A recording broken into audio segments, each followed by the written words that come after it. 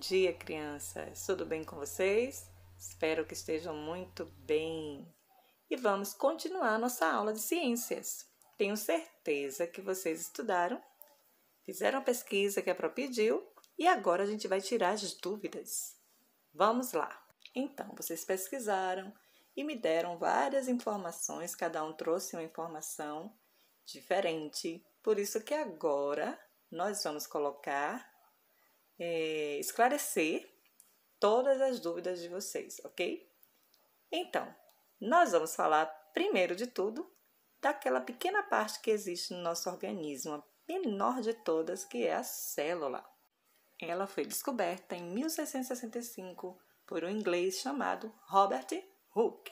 E observando partes de uma cortiça, ele descobriu que ela era formada por vários compartimentos, várias partículas, que ele chamou de célula, que quer dizer câmara em latim. Com o passar do tempo, os microscópios evoluíram, ficaram modernos e então os cientistas descobriram que os animais, as plantas, os seres vivos em geral, eles são formados por células, por essas pequenas partículas. Esses pequenos compartimentos, olha só, os seres vivos que possuem uma única célula são chamados de unicelulares. A exemplo dos fungos, as bactérias, algumas algas, os protozoários são unicelulares, porque possuem uma única célula. E os que possuem mais de uma célula são chamados pluricelular, porque é composto por muitas células. A exemplo do ser humano, que tem 50 trilhões de células. Vocês já pensaram nisso? Um monte de células formam o nosso corpo. Trilhões de células. E elas são muito minúsculas. Só podem ser observadas através do microscópio. Infelizmente, na nossa escola não tem um microscópio, mas quando vocês tiverem a chance de estar em algum laboratório, em algum lugar, e talvez em outra escola, vocês podem fazer experiências observando através do microscópio, que vocês possam comprovar o que a Pro está falando, ok? As células, elas são bem organizadas, viu? Elas ficam bem juntinhas e com isso elas produzem aí os tecidos. Bom, vocês já sabem que a célula é a menor unidade de vida que existe. Então, é preciso várias células para poder formar um tecido. E existem vários tipos de tecido. Por exemplo, o tecido que forma a nossa pele é chamado epitelial. O tecido que forma o sangue, sanguíneo. E o tecido que forma os músculos, né? Os tecidos musculares. Então, a célula, que são essa unidade bem minúscula, produz os tecidos, que podem formar os órgãos. Os órgãos do coração é formado por tecidos musculares, né? Então, é formado por um tecido bem resistente. O conjunto de células forma os tecidos, que vão formar os órgãos, e esses órgãos vão formar o sistema. Por exemplo, o sistema respiratório. Veja que ele é formado por cavidade nasal, pela boca, faringe, a laringe, traqueia, brônquios, bronquíolos e alvéolos. Os três últimos fazem parte do pulmão. Para que o pulmão a gente inspire e expire. Sistema urinário.